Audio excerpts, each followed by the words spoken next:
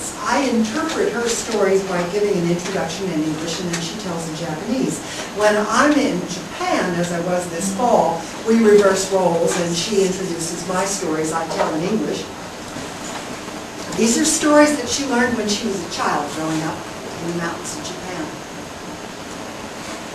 There was once a very greedy innkeeper and his wife. They loved money. They couldn't get enough of it.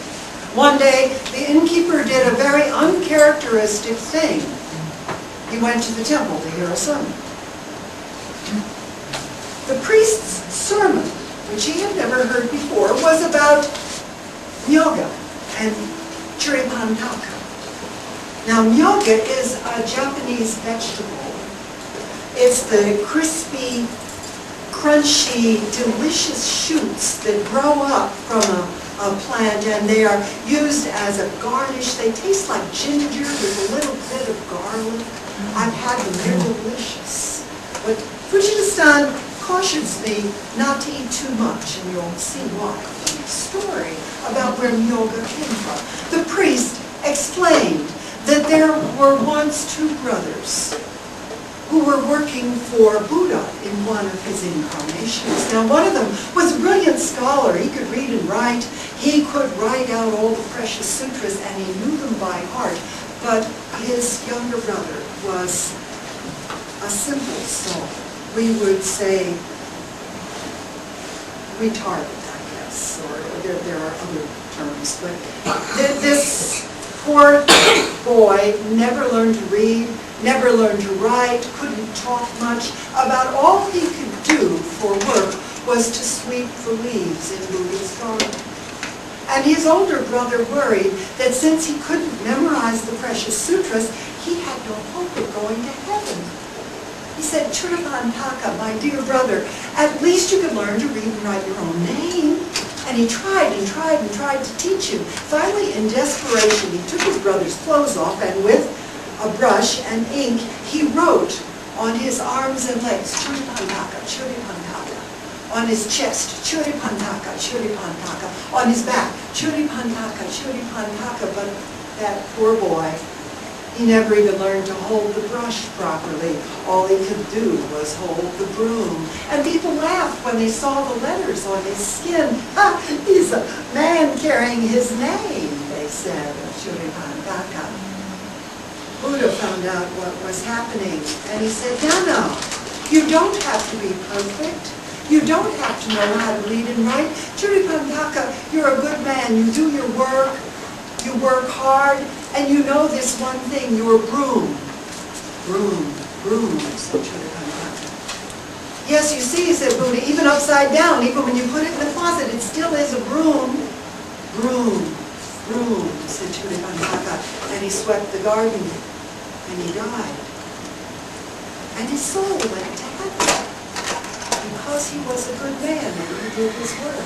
Now people, said the priest, you will remember Churipantaka, because when they buried him, from his grave there grew up a plant with mottled leaves that looked as though there was writing on them. And from the base of those leaves came sprouts. You know those sprouts. We call them myoga. Myoga, the Chinese letter for it. It means someone carrying his name.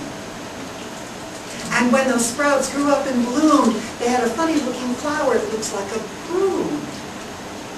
This plant will remind you, said the priest, that you don't have to be perfect.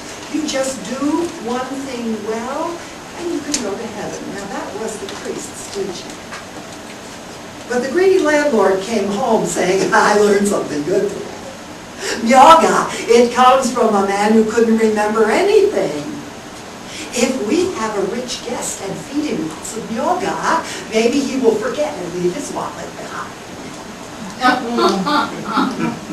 Well, indeed, the next day, a rich traveler came to the inn. As he was at the entrance bending over and untying his travel sandals, the front of his jacket gapped, and they saw a fat wallet in it.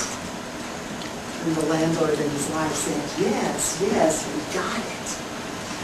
The traveler went to his room, and the wife ran out to her garden, and she harvested lots of myoga.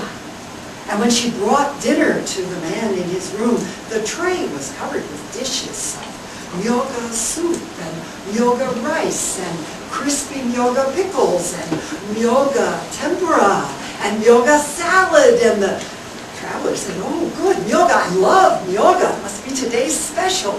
He ate more, and he ate more. And the wife said, "Did you like more soup?" "Oh, yes, more rice." "Oh," and she fed him all the myoga he could eat. Next morning, myoga again. Myoga in the eggs, myoga in the marinade for the grilled fish, myoga in the soup and rice. He ate and ate. He had seconds and thirds. And then he got ready and he left. And they said, "Okay, right." And they went to the room and they searched. But they didn't find anything he left behind.